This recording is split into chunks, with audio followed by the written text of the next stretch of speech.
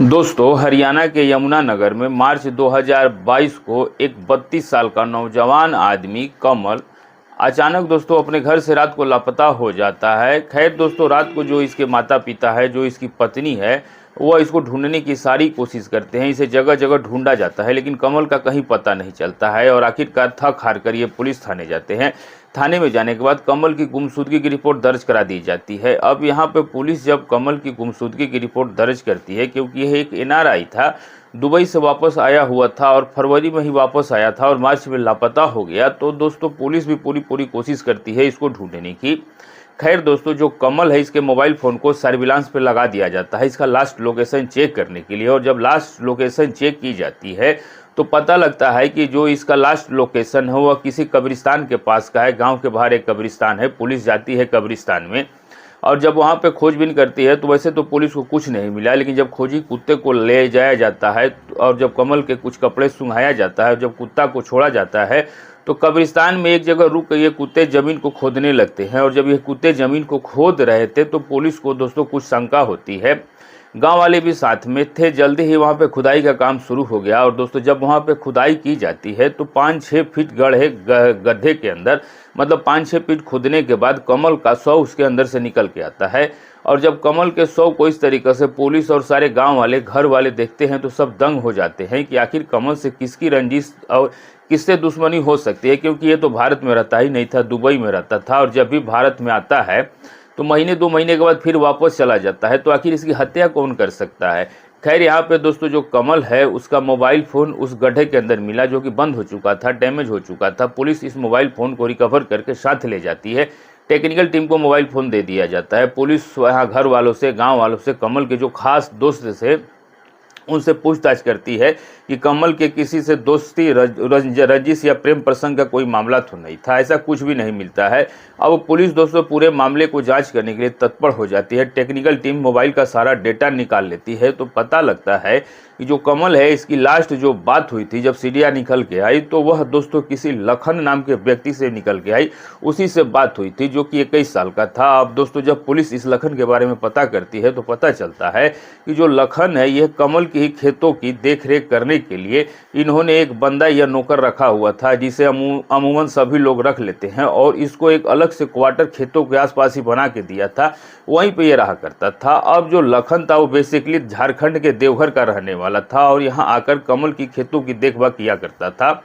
अब दोस्तों जो ये कमल के घर वाले हैं, इनसे पूछा जाता है लखन के बारे में, तो वह कहते हैं कि लखन को कमल के लापता होने के 3-4 दिन पहले ही कमल ने उसको नौकरी से निकाल दिया था और ये वापस अपने गांव झारखंड के देवघर चला गया। अब जब पुलिस ने कहा कि 3-4 दिन पहले जब लखन को नौकरी से निकाल दिया गया है और जब जो झारखंड वापस चला गया, तो फिर उसका मोबाइल फ़ोन स्विच ऑफ क्यों आ रहा है, क्योंकि पुलिस उसके मोबाइल नंबर पे बार बार फ़ोन करने की कोशिश कर रही थी। तो पुलिस को लखन के ऊपर शक हो गया, क्योंकि 3-4 दिन पहले ही जब लखन को कमल ने नौकरी से निकाल दिया था, तो जिस दिन कमल लापता हुआ तो लास्ट कॉल लखन के पास ही क्यों था। अब दोस्तों जब लास्ट लोकेशन चेक की जाती है तो पता चलता है कि कमल और लखन की लास्ट लोकेशन उसी कब्रिस्तान में थी। अब पुलिस को पूरी शक लखन के ऊपर ही था कि कमल की हत्या लखन ने ही की है। खैर दोस्तों, जहां पे लखन रहता था झारखंड के देवघर में, जब पुलिस जाकर इसको ढूंढने की कोशिश करती है, जो हरियाणा की पुलिस है वह झारखंड की स्थानीय देवघर पुलिस से बात करती है, तब वह लखन के बारे में जानकारी मिल जाए तो वह उनको सौंप दिया जाए। दोनों पुलिसों के बीच में बातचीत हो जाती है। तो अब झारखंड देवघर की पुलिस लखन के पीछे लग गई थी, लेकिन लखन जो था वह लापता था। पुलिस टेस्ट करते रहती है, मुखबिर छोड़ दिए जाते हैं और 4 महीने के बाद जो लखन है वो पुलिस के हाथों चढ़ जाता है। और जब लखन पुलिस के हाथों चढ़ा झारखंड में, तो यहाँ पे हरियाणा पुलिस को सूचित किया जाता है। अब हरियाणा पुलिस झारखंड जाती है और लखन को गिरफ्तार करके हरियाणा लेकर आती है। अब हरियाणा लेकर आने के बाद जब लखन से पूछताछ की जाती है, सख्ती से पूछताछ की जाती है, क्योंकि 4 महीने तक लखन ने पुलिस को खूब छकाया था। पहले ही लखन के ऊपर पुलिस को गुस्सा था। तो अब लखन बताता है इस पूरे वारदात और मामले के बारे में। लखन कहता है कि आज से 4-5 साल पहले जो लखन है वो हरियाणा आया था और हरियाणा आने के बाद उसकी उम्र करीब 17-18 साल थी, तो किसी के साथ आया था काम की तलाश में। तो यहाँ पर आने के बाद कमल के खेतों में इसको कुछ मजदूरी का काम मिल जाता है। कमल उस वक्त भी दुबई में ही रहा करता था, जॉब किया करता था। कमल जब वापस आता है भारत, और जब भारत आया तो कमल की शादी की बात घर वालों ने चला रखी थी। खैर, कमल की शादी पलक के साथ हो जाती है। पलक भी बेहद ही खूबसूरत महिला थी, देखने में यह लड़की थी। अब पलक और कमल की शादी हो जाती है।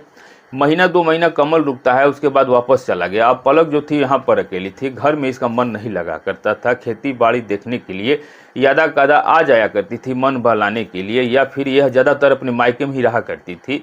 अब इस तरीके से जो पलक थी, इसका मन नहीं लग रहा था और इसको कमल अपने पति की बहुत ज़्यादा कमी महसूस होती थी। पलक जब भी खेतों में आती थी तो यहाँ पे लखन जो था वह एक तरह से इनका परमानेंट नौकर था, और इसको इन्होंने अलग अलग से क्वार्टर दे रखा था, तो ये खेतों में ही रहता था। और जब पलक खेतों में आती तो लखन से बातचीत किया करती, इनसे पूछा करती कि इनकी जगह जमीन कितनी है, कितनी दूर दूर तक है। तो ये पलक जो है वह लखन के साथ बैठकर अपनी खेती बाड़ी के बारे में उससे जानकारियाँ लिया करती थी। घर वाले भी खुश थे कि बहू जो है, लड़की जो है जगह जमीन को संभालने के लिए पूरी मेहनत करती है और ये समझती है, और ये इन सब चीज़ों में इंटरेस्ट भी लेती है। घर वाले भी खुश थे इसके ऊपर, कोई किसी ने रोकथाम नहीं लगाई। अब जो पलक थी वो दिन भर इस तरीके से अपना टाइम पास कर लिया करती थी, लेकिन जब रात होता था तो पलक को कमल की बहुत ज़्यादा याद आती थी। ये बिन मछली पानी की तरह तड़पड़ाने लगती थी। अब दोस्तों, पलक जो है वह अपने पति कमल के पास फ़ोन भी किया करती थी और बात भी किया करती थी, और कहती थी कि तुम कुछ दिनों के लिए मिलने के लिए आ जाओ।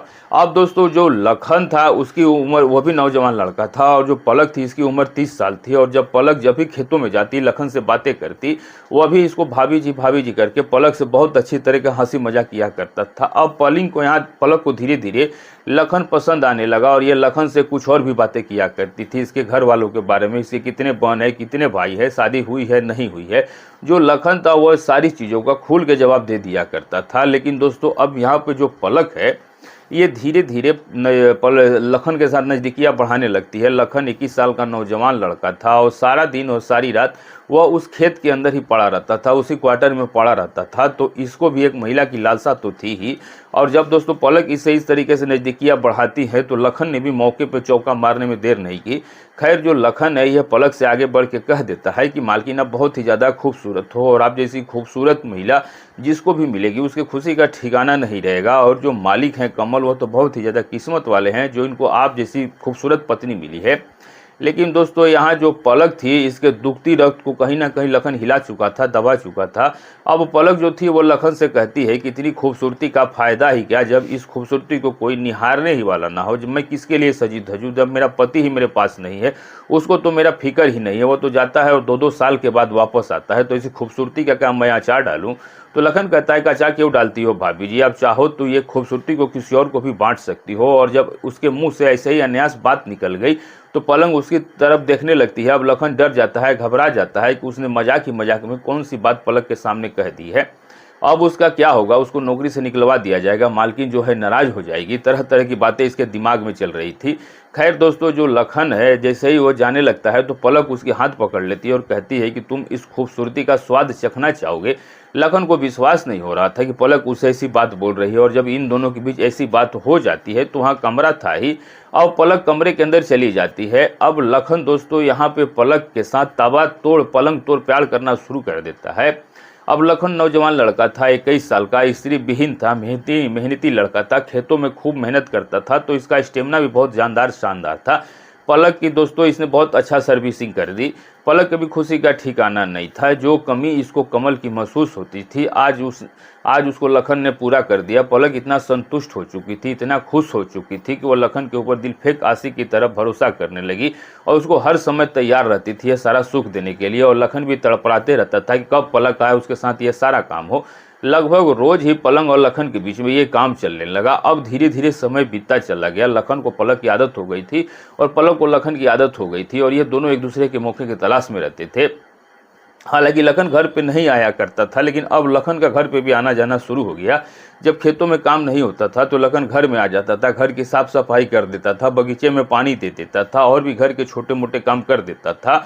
अब दोस्तों जो घर के बड़े बुजुर्ग थे, जो पलक के सास ससुर थे, ये भी बहुत ज़्यादा खुश थे कि बहुत ज़्यादा समझदार और आज्ञाकारी है, और ये नौकर भी बिल्कुल आज्ञाकारी नौकर है, जो काम इसको नहीं करना चाहिए वो भी कर देता है। घर वाले तो दोस्तों ऐसे ही खुश थे, और यहाँ पलक और लखन का तो दोस्तों मकसद ही कुछ कुछ और था। इस तरह का सारा काम करने का, घर वालों को खुश रखने का समय बीता गया। 2022 आ जाता है। 2022 फरवरी में जो कमल है ये वापस आ जाता है अपने घर पे, और जब कमल घर पे अपने वापस आया तो ये अपने पति पलक के ऊपर प्यार लौटाना शुरू करता है। लेकिन अब कमल के अंदर वो बात कहाँ थी जो लखन के अंदर था, क्योंकि दोस्तों इतने समय तक वह लगातार जिस पुरुष के साथ संबंध बना चुकी है तो उसको उसके ही शरीर की आदत पड़ चुकी थी, उसको उसके स्टेमिना की आदत पड़ चुकी थी। लेकिन कमल का स्टेमिना कमजोर था, हालांकि संतुष्ट नहीं कर पाता था। अब कमल घर पे है तो दोस्तों पलक जो थी वो लखन से मिल नहीं पाती थी ओपनली। इस तरीके से खेतों में भी नहीं जा सकते थे क्योंकि कमल खेतों में भी चला जाया करता था। अब इधर लखन का भी तोड़बट्टे होना शुरू हो गया और इधर पलक भी तड़पने लगी। अब ये दोनों मौके की तलाश में थे। खैर एक रात को दोस्तों इसी तरीके से कमल जो है वह खा पी के आता है अपने दोस्तों के साथ, और उसके बाद दोस्तों घर आकर के पलक के साथ ये सारा काम करके सो जाता है। कमल की तो संतुष्टि हो चुकी थी, लेकिन पलक की अभी संतुष्टि हुई नहीं थी और ये सोच रही थी कि अब कैसे न कैसे करके अपने इस शरीर की आवश्यकता को पूरा करना तो बहुत ज़्यादा जरूरी हो चुका है। अब उसका शरीर फटने को आ रहा था। तो दोस्तों जो ये कसमसाहट थी इसे सहन नहीं हो रही थी। अब पलक देखती है कि कमल अच्छे से सो चुका है तो ये चुपके से उठती है, घर से बाहर निकलती है और सीधे खेत की तरफ चली जाती है। जो लखन का क्वार्टर था, जो उसका खेतों में घर बना हुआ था, ज़्यादा दूर नहीं था, ज़्यादा से ज़्यादा आधा किलोमीटर की दूरी थी। मतलब कि दौड़ लगाते हुए पलक वहाँ पहुँचती है, लखन को जगाती है, लखन जागता है। पलक और लखन ये दोनों ही जोरदार तरीके से एक दूसरे के साथ संबंध बनाना शुरू करते हैं, क्योंकि काफ़ी दिनों के बाद इनका मेल मिलाप इस तरीके से हुआ था। अब जो ये कमल है इसकी नींद खुल जाती है, वो सोचता है कि पलक गई कहाँ, ये घर के अंदर तलाश करता है लेकिन पलक का कुछ भी पता नहीं चलता है। मेन गेट था तो खुला हुआ था, पलक जो जाते हुए गेट को बंद करके गई थी लेकिन थोड़ी सी दरार रह गई थी, फिर गेट बंद नहीं हुआ था। कमल कहता है घर का मेन गेट तो इस तरीके से खुला नहीं रहता, जंगली जानवर है, आसपास से खेतों का इलाका है तो कुछ भी आ सकता है घर के अंदर, ये गेट बंद क्यों नहीं है। ये दोस्तों अब अपने खेतों की तरफ चल पड़ता है। दूर से ही नज़र आ जाता है कि जो लखन है उसके क्वार्टर की जो लाइट है वो जल रही थी, क्योंकि दोस्तों उस कमरे में एक खिड़की थी और खिड़की से रोशनी बाहर आ रही थी। कमल को बड़ी हैरानी हुई कि लखन आखिर इतनी रात को 2:30-3 बज का टाइम हो रहा था और इतनी रात को लाइट जला के क्यों सो रहा है, जबकि लाइट बंद करके सोता है। इतने साल हो गए लखन को रहते हुए, तो कमल को भी इसकी कुछ हरकतों के बारे में पता ही था। अब यह जाता है उसके कमरे की तरफ और जैसे ही कमरे की तरफ जाता है तो अंदर से पलक और लखन इन दोनों की सिसकारियों की आवाज़ें, मादक आवाज़ें। और दोस्तों जब ये खिड़की से अंदर झांकता है तो अंदर का नज़ारा देख के कमल के पैरों तले से ज़मीन निकल जाती है। और दोस्तों लखन जो था वह तबातोड़ अपने झटके मार ही रहा था। तब दोस्तों अब जब इस तरह का नज़ारा कमल ने देखा तो दोस्तों इसका गुस्सा 7वें आसमान पर पहुँच गया और ये खिड़की में से जोर से चिल्लाता है तो लखन डर जाता है, पलक भी डर जाती है, दोनों एक दूसरे से अलग हो जाते हैं। अब दोस्तों जो यहाँ पे कमल है, ये जो दोस्तों लखन के कमरे का दरवाज़ा था उस पर जोरदार लात मारता है, दरवाज़ा खुल जाता है, कमल अंदर जाता है और जाने के बाद पहले तो लखन को बड़ी ही बुरी तरीके से मारता पीटता है दोस्तों, उसको मार के करीब अधमरा कर देता है। और उसके बाद दोस्तों जो उसकी पत्नी थी उसको भी दोस्तों वह मारता पीटता है और कहता है कि तुम दोनों ये एक दूसरे के साथ ये क्या कर रहे हो। अब दोस्तों लखन भी चुपचाप मार खाता है और दोस्तों पलक जो थी ये भी डरी सहमी चुपचाप दीवार से मार खा के खड़ी हुई थी। अब दोस्तों जब कमल है लखन को मार पीट के इसकी तसल्ली हो जाती है तब दोस्तों ये एक बार फिर पलक की तरफ घूमता है और फिर से एक बार पिटाई लगाना शुरू कर देता है। पास में पड़ा एक डंडा या छड़ी टाइप का था, उससे इन दोनों को इतना मारता है कि इनके दोनों के शरीर पे निशान पड़ जाते हैं। पलक भी यहाँ दहाड़े मार के रो रही थी और लखन भी कमल के पैर पकड़ के रो रहा था, लेकिन कमल का गुस्सा शांत होने का नाम ही नहीं ले रहा था। खैर दोस्तों इस रात की बात ऐसे ही इन तीनों के बीच में रह जाती है। अब जो कमल था वो पलक को बालों से पकड़ के घसीटता मारता पीटता घर वापस लाता है और अपने बेडरूम में ले जाकर उसको बंद कर देता है। सुबह होती है तो जो लखन है इसको कमल नौकरी से बाहर निकाल देता है। तो अब दोस्तों जो सास ससुर थे वो बहुत हैरान थे कि आखिर ऐसा क्या हुआ कि इतना वफादार और इतने समय से ये हमारे पास नौकरी कर रहा है तो इसको अचानक कमल नौकरी से निकाल क्यों रहा है। लेकिन कमल दोस्तों किसी की नहीं सुनना चाहता था। अब दोस्तों कमल जब निर्णय कर चुका था तो घर वाले भी कुछ नहीं बोलते हैं, लखन को नौकरी से निकाल दिया जाता है। लेकिन दोस्तों ये लखन घर वापस अपने नहीं गया।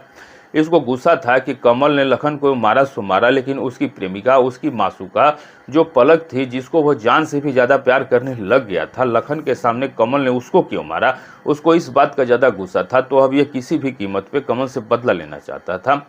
पलक को इन सब चीज़ों के बारे में कुछ भी पता नहीं था और जब पलक का मोबाइल फ़ोन जो था वह कमल तोड़ चुका था ताकि यह कभी भी लखन से संपर्क ना साध सके। अब यहाँ पर दोस्तों जो लखन था वह मौके की तलाश में था। खैर इसी तरीके से उस रात को जो लखन है वो काफ़ी ज़्यादा नशा कर लेता है, दारू वगैरह पी लेता है और उसके बाद कमल को फ़ोन करता है। कमल लखन का फ़ोन देख करके एकदम हक्का बक्का रह जाता है कि आखिर इसकी इतनी हिम्मत कैसे हुई, इतना कुछ करने के बाद इसने मुझे दोबारा फ़ोन किया। तो लखन का जो फ़ोन था उठाता है तो लखन उस तरह से बोलता है कमल को कि देखिए बाबूजी, मैं तो जा ही रहा हूँ और मैंने बहुत बड़ी गलती की है कि मैंने आपकी पत्नी पे गलत निगाह रखी है। मेम साहब का इसमें कोई भी हाथ नहीं है और ना ही उनकी कोई भी गलती है। हालांकि मैंने उनको ब्लैकमेल किया था क्योंकि उनके कुछ अश्लील फोटो और वीडियो मेरे मोबाइल के अंदर है। कमल दोस्तों जब ये बात सुनता है तो लखन को कहता है कि वो फोटो और वीडियो फटाफट डिलीट कर दो। वो कहता है कि डिलीट क्या कर दूं, मैं जाने से पहले वो फोटो वीडियो और पूरा मोबाइल फ़ोन ही आपको देना चाहता हूँ। शाम का टाइम था, करीब 7-8 बजे का समय हो रहा था, रात गहराने लगी थी। कमल कहता है कि तुम कहाँ मिलोगे, अभी बताओ मैं आता हूँ। तो लखन कहता है कि अभी जो ये गाँव के बाहर शमशान घाट है या कब्रिस्तान है, यहाँ पर आ जाइए, यहीं पर मैं आपको मोबाइल फ़ोन दे करके अपने घर वापस चला जाऊंगा और उसके बाद मैं अपनी शक्ल आपको कभी नहीं दिखाऊंगा। कमल कहता है चलो ठीक है। इस बात को सुनने के बाद बिना किसी को बताए वह कब्रिस्तान की तरफ चल पड़ता है। यहाँ दोस्तों लखन ने पहले से गड्ढा खून के तैयार रखा था और जब यहाँ कमल आता है तो लखन को फ़ोन लगाता है, लेकिन लखन जो था वो फ़ोन नहीं उठाता है। इसने अपना मोबाइल फ़ोन साइलेंट किए हुए था। कमल काफ़ी देर तक वहाँ पे लखन का इंतजार करता है और वहीं पे बैठ जाता है दोस्तों एक पत्थर के ऊपर। अब दोस्तों जब कमल इस तरीके से बैठ के लखन का इंतजार कर रहा था तभी पेड़ के पीछे से लखन निकल के आता है। उसके हाथ में एक मोटा रड सा था। अब दोस्तों उस रड से वह पूरी ताकत से पीछे से कमल के सिर पे वार कर देता है। जैसे ही दोस्तों उस रड की चोट कमल के सर पे पड़ा, इसका बेजा खुल गया और वहीं जमीन पे गिर के ढेर हो गया। अब इसके बाद दोस्तों लखन ने कमल के सर पे 3-4 बार फिर से रॉड से मारता है और जब देखता है कि कमल की सांसें बंद हो गई, इसकी नसें नब्स बंद हो गई, तो इसके शरीर को घसीट करके उस गड्ढे के अंदर डाल देता है जो कि लखन ने पहले से ही खोद के रखा था। अब इस गड्ढे में डालने के बाद मिट्टी पैक कर देता है। 5-6 फीट गहराई एक गड्ढा था। अब मिट्टी डालने के बाद लखन वहाँ से चल पड़ता है। अब जब इस तरीके से लखन कमल के ऊपर रड से मार रहा था तो उस रड का एक वार, एक चोट कमल के जेब में पड़े हुए उसके फ़ोन पर भी लग जाती है, जिससे कि उसका फ़ोन डैमेज हो जाता है और वहीं पे वो फ़ोन बंद हो जाता है। अब इस तरीक़ा से सारा काम करने के बाद जो लखन है वहाँ से रफू चक्कर हो जाता है, अपने घर अपने गांव झारखंड के देवघर में पहुँच जाता है और इंतज़ार करता है कि जब ये पूरा मामला शांत हो जाएगा, महीने 2 महीने 3 महीने 4 महीने 5 महीने 6 महीने, तो इसके बाद से लखन जो है वो फिर से हरियाणा जाएगा और हरियाणा जाने के बाद ये फिर से पलक से मिलेगा और पलक दोस्तों इसको हरी झंडी दे देगी तो वह उसी घर में उसी खेत में दोबारा से वही काम करना शुरू कर देगा। इसने दोस्तों ये सारी मानसिकता अपने दिमाग में बना के रखा था, सारा प्लान। अब यहाँ पे दोस्तों जब लखन से पूछा जाता है कि इस पूरे घटनाक्रम में, इस पूरे वारदात के अंदर पलक भी शामिल है या फिर तुम्हारा कोई और भी साथी शामिल है, तो यहाँ लखन साफ मना कर देता है कि पलक का तो इसमें कोई भी हाथ नहीं और उसको तो यह पता भी नहीं था कि मैंने कमल के साथ क्या किया। वह बिल्कुल ही निर्दोष बेगुनाह है, उसको आप कुछ भी मत कीजिएगा, उसका कोई भी दोष इसके अंदर नहीं है। अब दोस्तों लखन यहाँ पे पलक को बचाना चाह रहा था क्योंकि लखन पलक से बहुत ज़्यादा प्यार करता है या फिर वाकई ही पलक का इस पूरी साजिश में कोई हाथ नहीं था, यह तो दोस्तों अब लखन और पलक ही जान सकते हैं और इन दोनों के ही दिल में यह बात है। लेकिन जो लखन ने बयान दिया और जो साक्ष्य मिले उसके अनुसार दोस्तों यही साबित होता है कि लखन ही इस पूरे मामले में, सिर्फ लखन ही दोस्ती था, उसने ही अकेले इस वारदात को अंजाम दिया था। तो ये थी आज की कहानी और आज इस पूरे घटना